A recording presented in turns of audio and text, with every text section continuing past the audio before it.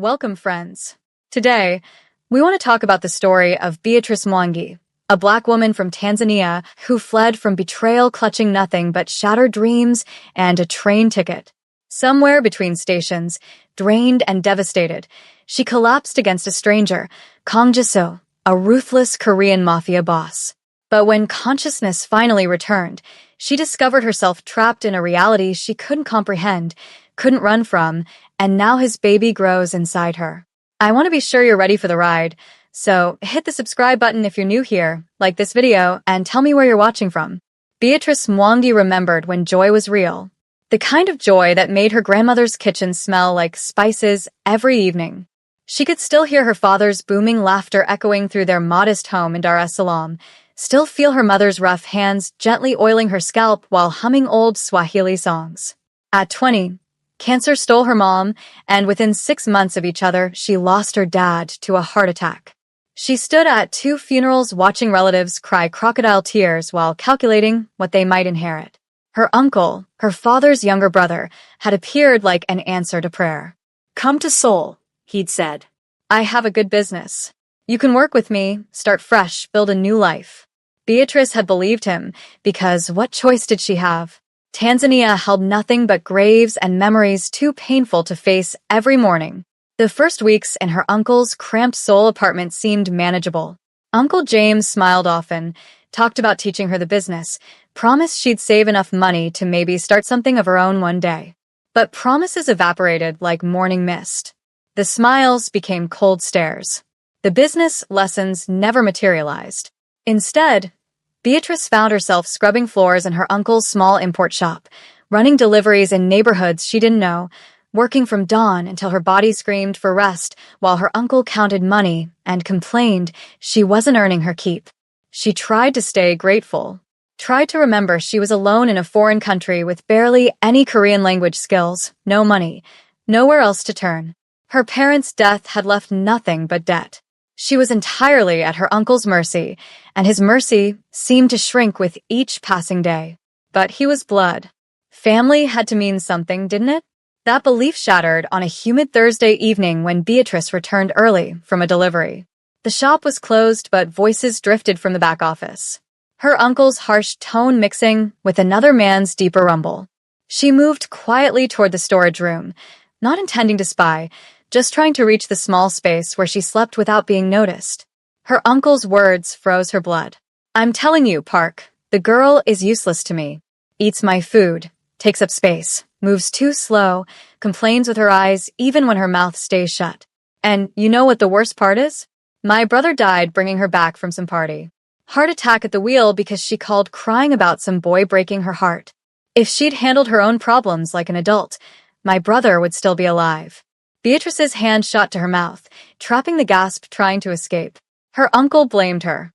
The man who was supposed to be family held her responsible for her own father's death. "That's cold, James, even for you," Park said, though he sounded more entertained than concerned.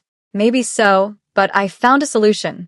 There's someone Korean Mafia, very dangerous, very wealthy. He runs underground businesses in Seoul. He needs a wife to clean up his image, something about legitimacy and international dealings. He's willing to pay extremely well for a presentable foreign woman who'll keep her mouth shut and play the part. I've already brokered the arrangement. You're trafficking your own niece? I'm giving her a better life than she could ever build herself. The meeting happens in 5 days. He's sending someone to inspect her the day after tomorrow. It's done." Beatrice didn't wait to hear more. She backed away silently, her heart trying to beat its way out of her chest. Her hands trembled as she slipped into the storage room, closing the door so carefully it barely made a sound. A forced marriage to a mafia boss. In 5 days, her uncle would hand her over to a violent criminal who needed a decorative wife. And Beatrice would become property, a business transaction, a thing purchased and owned. Unless she disappeared first. Sleep was impossible that night. She lay on her thin mattress staring at shadows on the ceiling, her mind racing through impossible options. She had almost nothing. Just some bills she'd hidden from the occasional tip customers gave her, money her uncle didn't know about. It wasn't much, but it might buy her a chance. Staying meant becoming someone's possession.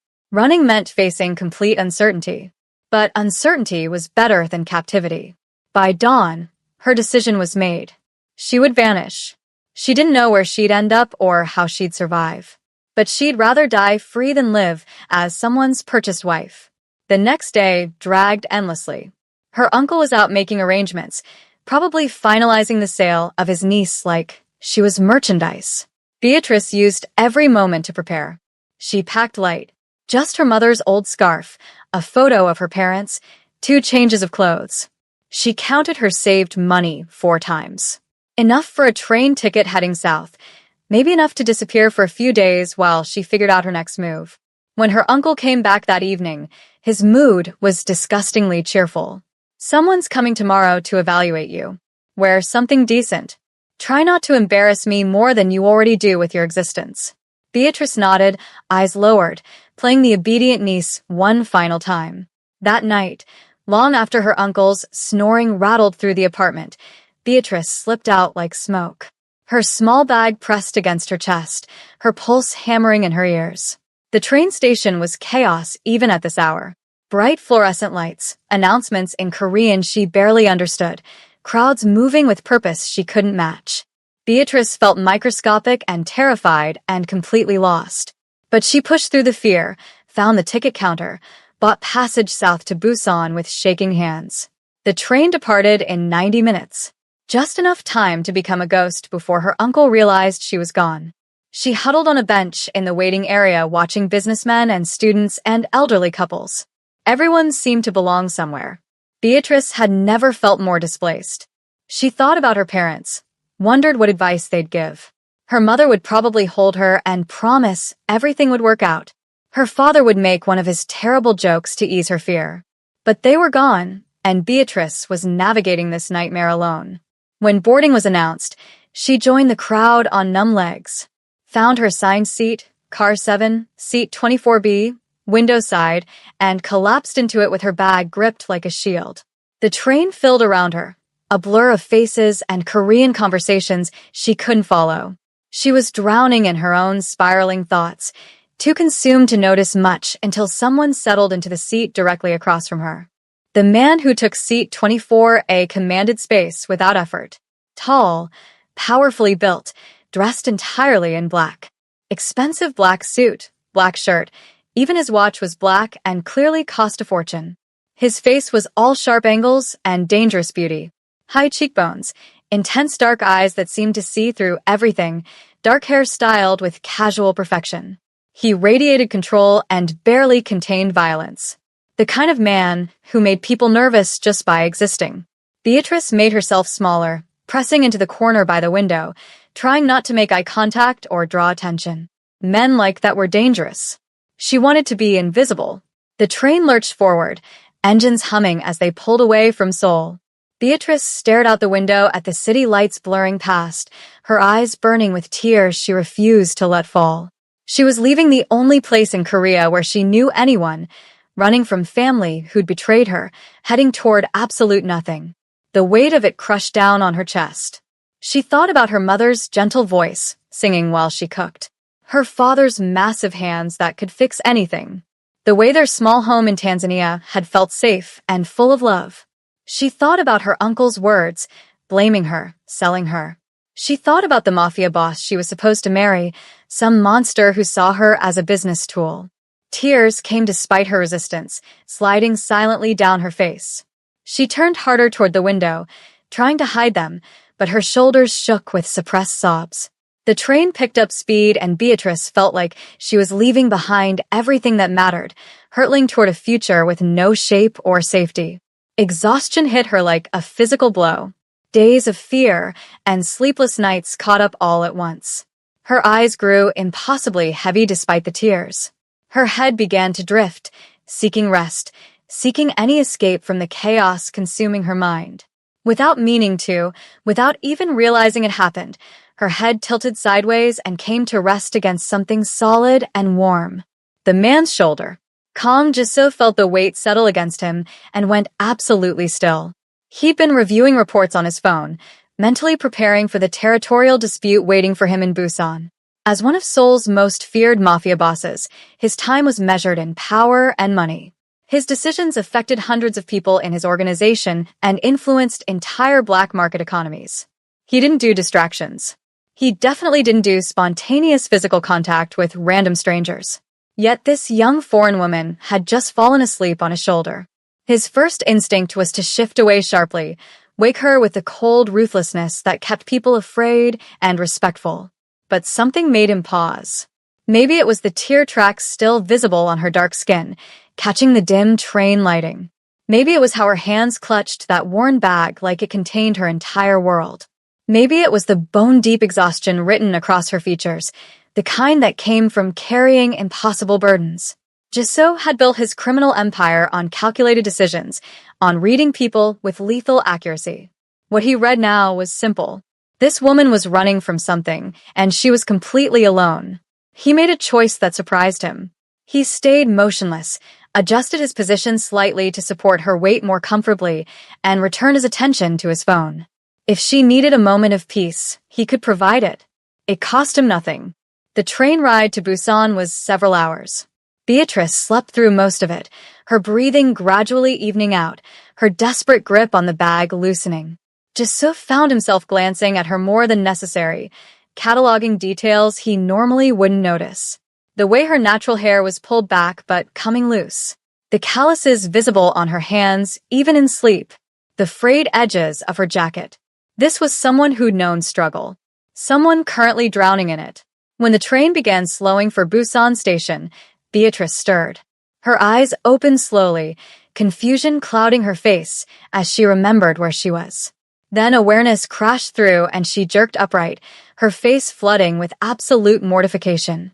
"I'm so sorry," she stammered in English, her voice rough with exhaustion and emotion.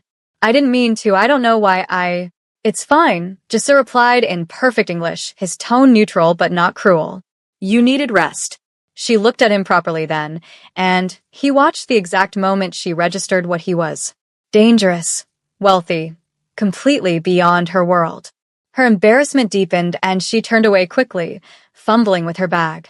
The train stopped and passengers began the familiar shuffle of gathering belongings and moving toward exits.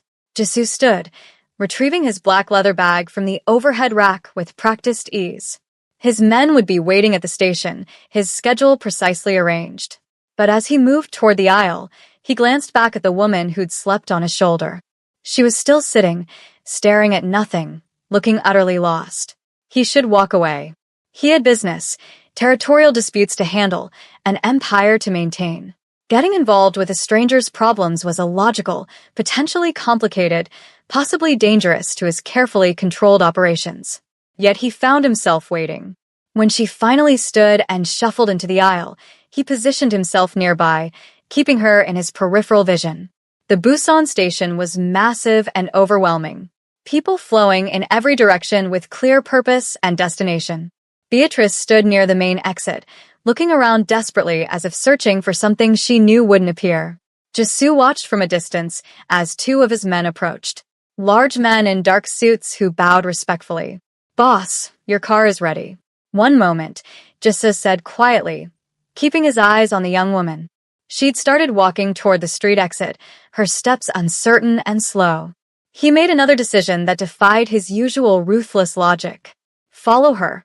Don't let her see you." His men obeyed without question. Jisoo followed at a distance as Beatrice wandered out to the pickup area, stopping under the covered walkway, staring at the unfamiliar city beyond with an expression mixing terror and hopelessness. She had absolutely no plan for what came next. "Where are you going?" Jisoo asked, approaching her directly this time. She startled badly, spinning to face him with wide eyes. Recognition flashed across her features, followed by wariness. "Where are you going?" he repeated. She hesitated, clearly debating a lie. "I don't know yet. You have no destination." "I have no anywhere." The words escaped before she could stop them, and immediately she looked like she wanted to take them back. "I'm sorry. I don't know why I said that. I'll figure something out. Thank you for letting me sleep." "I'm really sorry about that." She started walking away, but Jisoo spoke again. "Come with me." Beatrice stopped, turned slowly. "What?" "You have nowhere to go." "I have resources." "Come with me." I don't even know who you are. You don't know me. Why would you? Because you need help, and I'm offering it. His tone was matter-of-fact, like this was a simple business proposition. I'm leaving now. If you want to come, get in the car. He walked toward the black sedan waiting at the curb, his men opening the door smoothly. Jisoo slid into the back seat and waited, his expression unreadable. He told himself it was strategic pragmatism. She clearly needed assistance, and he had resources to spare. It was no different than any other calculated decision. But he also knew that wasn't entirely true. Something about her called to a part of him he'd buried years ago. The part that remembered struggling on the streets before clawing his way to power. The part that remembered vulnerability. He'd built walls around that part of himself through violence and ruthlessness. But somehow this stranger had found a crack. Beatrice stood frozen on the sidewalk, every instinct screaming that following a strange, dangerous man was suicidal. But she also knew what waited for her alone on these streets. No money, no plan, no safe place to sleep, vulnerable to every predator in an unfamiliar city. At least this man had been kind on the train. At least he hadn't pushed her away when she'd accidentally used him as a pillow. That had to mean something, right? Or was she just desperate enough to rationalize anything? The driver started to close the door, and Beatrice made her choice. She ran forward, breathless and terrified and out of options. Wait. The door paused. Jisoo looked at her through the opening, his expression revealing nothing. I'll come, she said. But if you try anything, I'll scream and fight. Understood. He nodded to the driver, who opened the door wider. Beatrice climbed in, her bag clutched to her chest, her heart hammering so violently she thought he might hear it. The car pulled away from the station, merging into Busan traffic, and Beatrice realized she'd just made a choice that might save her or destroy her. She had no way of knowing which. Jisoo's home was nothing like Beatrice expected, though she hadn't known what to expect. A nightclub headquarters maybe, or some fortress-like compound. Instead, the car drove through increasingly exclusive neighborhoods until it passed through gates into a property that stole her breath. Traditional Korean architecture mixed seamlessly with ultra-modern security, creating something both beautiful and intimidating. Gardens surrounded the main residence, winter-bare trees standing guard. High walls. Cameras everywhere. This is where you live? Beatrice asked, her voice barely audible. Yes. Alone? I have staff and security. But essentially yes. He exited the car, and Beatrice followed on trembling legs. A woman appeared at the entrance, older and severe-looking, speaking rapid Korean to Jisoo. He responded briefly, then turned to Beatrice. This is Mrs. Han. She runs the household. She'll show you to a room. A room? I thought maybe just a couch or something temporary. You'll have a room. He checked his expensive watch, a gesture Beatrice was starting to recognize as habit. There's a meeting tonight. Underground business gathering I need to attend. You'll come with me. What? No, I can't possibly. Clothes will be provided. You have 40 minutes. He was already walking toward another part of the house, pulling out his phone. Meet me at the entrance. Beatrice stood paralyzed until Mrs. Han gently touched her arm, gesturing to follow. The older woman led her through hallways that felt like walking through a dangerous art gallery. Everything beautiful and expensive and vaguely threatening. The room she was shown to was larger than her uncle's entire apartment, with a bathroom that had heated floors and a shower with jets from multiple angles. Shower. Dress, Mrs. Han said in heavily accented English, pointing to a garment bag hanging on a closet door. 40 minutes. Then she was gone, and Beatrice was alone in a Mafia boss's house, expected to attend some criminal gathering with a man whose full name she didn't even know. This was insane. She should run, escape back through those gates, take her chances elsewhere. But she was so exhausted from running, and something told her if she left now, she'd regret it forever. 38 minutes later, Beatrice descended the stairs wearing a dress that probably cost more than a year's salary. It was deep emerald green, elegant but simple, fitting her perfectly in a way that suggested either incredible luck or someone had very accurately estimated her size. Her hair was still pulled back messily, but she'd done her best to look presentable. She felt like a fraud, an imposter waiting to be exposed. Jisoo was waiting at the entrance, and when he looked up at her, something flickered across his dangerous features, too quick to identify. He'd changed into another black suit, this one with subtle patterns that caught the light. He looked like he belonged in movies about beautiful criminals, not standing in his entrance waiting for a homeless runaway. You look acceptable, he said. I have absolutely no idea what I'm doing, Beatrice admitted. Good. Neither do I with this situation.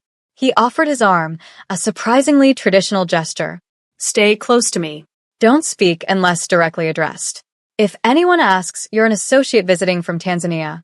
That's vague enough to be safe. Exactly. The gathering was held at a private club in Busan's most exclusive district, in a venue that dripped with dangerous luxury. Beatrice had never seen so much concentrated power and menace in one space. Expensive suits and designer dresses. Jewelry that screamed wealth. An atmosphere of controlled violence and criminal privilege so thick it was suffocating. She felt desperately out of place, but Jisoo kept a steady, possessive hand at her lower back, guiding her through the crowd with predatory ease. People gravitated to him naturally. Other mafia bosses, corrupt politicians, businessmen with dirty money. All wanting his attention, his approval, his alliance. He navigated the dangerous social landscape with the same lethal precision she imagined he brought to criminal operations, giving each person exactly what they needed while revealing nothing of himself. Beatrice mostly stood beside him, smiling politely when introduced, saying almost nothing. She caught fragments of conversations. Territory disputes being negotiated. Money being discussed in amounts that made her dizzy. The subtle warfare of the criminal underworld playing out in polite exchanges and expensive whiskey. It was terrifying and fascinating equally. Sometime around midnight, Jisoo led her to a quieter corner where tables held elaborate displays of food and premium alcohol. He handed her a glass of champagne, then took whiskey for himself. You're doing well, he said. I'm not doing anything. Exactly. You haven't embarrassed yourself or me. That's success in this world. Beatrice sipped the champagne, the bubbles sharp and foreign on her tongue. Why did you bring me here? You could have just given me a room and left me there. Because I needed someone to accompany me and you needed clothes and protection. Mutually beneficial arrangement. That's not a real answer. He looked at her then, really looked at her. His dark eyes searching her face with unsettling intensity. Maybe I wanted real company. Not the performance everyone else requires. Before Beatrice could process that admission, someone called his name and he was pulled back into the dangerous crowd. She stayed where she was, sipping champagne that probably cost a fortune. Watching him work the room. He was magnetic, commanding, absolutely lethal. The evening blurred after that. More champagne, more conversations in Korean she couldn't understand, more marveling at a world she never imagined existing. At some point, Jisoo's hand found hers, warm and steady, anchoring her. At some point, she stopped feeling quite so terrified. They left the gathering sometime after 3 a.m, both exhausted and slightly unsteady. The car ride back was a haze of champagne warmth and whispered half-conversations. Beatrice found herself leaning into Jisoo's solid presence. Her inhibitions dissolved by expensive alcohol and the intoxicating feeling of being protected, even if just for one night. He smelled like expensive cologne and danger. When his hand found hers in the darkness of the back seat, she didn't pull away. His driver pulled through the gates, and they stumbled out together. Jisoo's arm steadying her when she wobbled in her borrowed heels. They were both drunk, the world soft and spinning. Everything funnier than it should be. I can't remember where my room is, Beatrice giggled even though she knew perfectly well. This way, Jisoo said, but instead of leading her to the guest wing, they somehow ended up at his door together. She fumbled with the handle and when it opened, they both tumbled inside, laughing quietly. The laughter faded as they stood in the dim light of his bedroom, suddenly intensely aware of proximity. Beatrice looked up at him, her heart slamming against her ribs, and saw something in his eyes that made her breath stop. Not just kindness anymore. Something deeper, darker, infinitely more dangerous. Beatrice, he whispered, and then his mouth was on hers. Everything after that existed in fragments. His hands gentle on her face, her fingers tingling in his hair, stumbling toward the bed. The world spinning beautifully. Whispered words in Korean and English she couldn't quite remember later. Skin against skin. Warmth and desperate need, and the feeling of being wanted for the first time in forever. Then darkness. Sleep. Blessed unconsciousness. Beatrice woke to sunlight stabbing through her eyelids and a headache that felt like her skull was cracking open. She groaned, pressing her palms against her temples, trying to piece together why everything hurt and why her mouth tasted like death. Then she felt the weight beside her. The warmth. Her eyes flew open and horror crashed over her in devastating waves. Jasot was lying next to her, his dark hair messed, his muscular chest bare above sheets tangled around his waist. Her dress from last night was crumpled on the floor. His shirt draped over a chair. The implications hit her like physical violence. Oh God. Oh God. What did we do? Her sharp gasp must have woken him. His eyes opened, confused briefly. Then awareness dawned across his dangerous features. He sat up abruptly, too quickly, wincing at what was probably his own headache. They stared at each other for a frozen, eternal moment. Two people realizing they'd crossed a line that couldn't be uncrossed.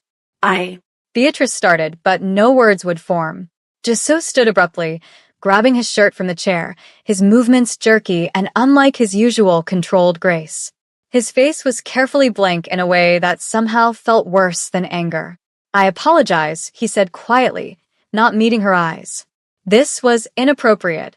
I shouldn't have. He didn't finish.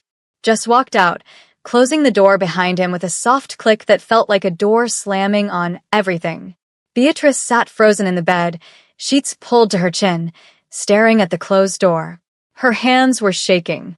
Her head was pounding. Somewhere underneath the physical misery was a deeper ache. The certainty that she'd just destroyed the one good thing in her life. What happened last night? What did we do exactly? She squeezed her eyes shut, trying to remember, but the memories were foggy and disconnected. She remembered his kiss, his hands, the feeling of falling into something uncontrollable.